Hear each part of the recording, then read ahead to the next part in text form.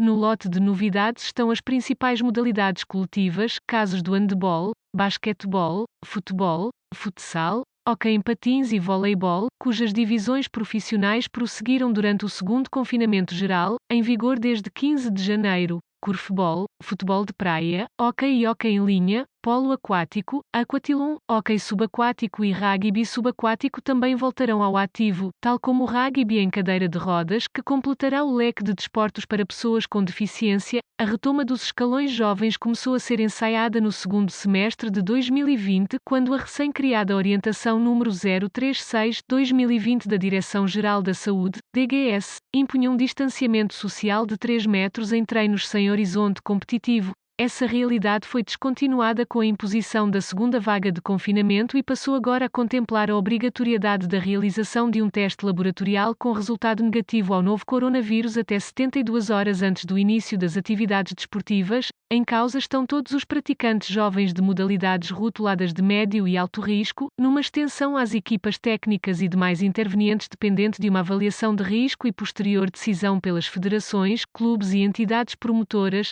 A atualização da norma da DGS obriga a esforços logísticos acrescidos, que múltiplos organismos têm estado empenhados em tentar simplificar, ao disponibilizarem-se para custear a aquisição dos testes rápidos de pesquisa de antigénios ou PCR necessários. É o caso das federações das principais modalidades de pavilhão e de várias associações de futebol, em determinados casos com o apoio das autarquias, perante a fragilidade financeira do tecido desportivo nacional, com inúmeros clubes a lutar pela sobrevivência. O processo direciona para os clubes a execução da testagem, sempre efetuada por um profissional de saúde e em consonância com o respectivo número de atletas federados, sendo que um resultado positivo obriga à realização de um PCR nas 48 horas seguintes. No caso de algumas associações de futebol, a isenção ou redução do pagamento de taxas de inscrição e seguros incita a uma eventual retoma competitiva na quarta fase de desconfinamento, a partir de 3 de maio, a par dos desportos de alto risco de contágio. A solidariedade de diversos agentes foi saudada na sexta-feira pelo secretário de Estado da Juventude e do Desporto, que revelou ter recebido muitas mensagens de pais e famílias desejosas que os seus mais novos recomecem a sua prática desportiva. São dezenas de milhares de crianças e jovens que não competem ou treinam de forma livre há um ano. Os escalões de formação não terminaram a época desportiva passada e não iniciaram esta em curso.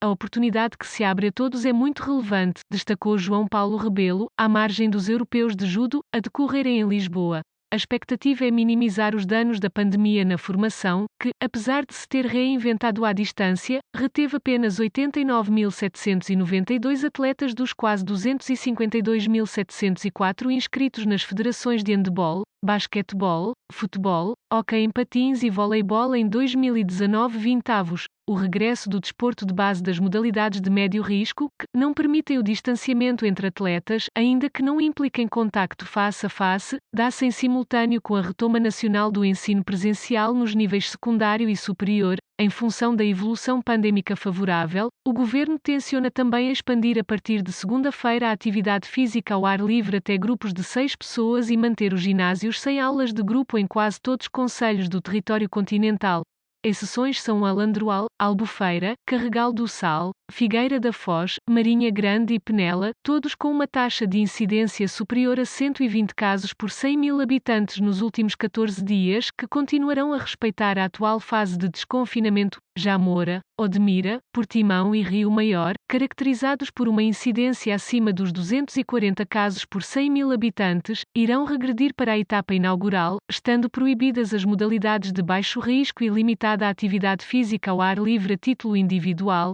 Apesar da reabertura da generalidade dos setores a 3 velocidades, o governo continua a defender a ausência de público nos recintos, medida decretada desde março de 2020, quando Portugal enfrentou o primeiro confinamento geral e todo o desporto foi suspenso. É evidente que, antes da próxima época, seguramente não haverá adeptos nos estádios. É uma questão que está resolvida e clara, declarou o primeiro-ministro António Costa na quinta-feira, logo após a avaliação da situação pandémica em Conselho de Ministros.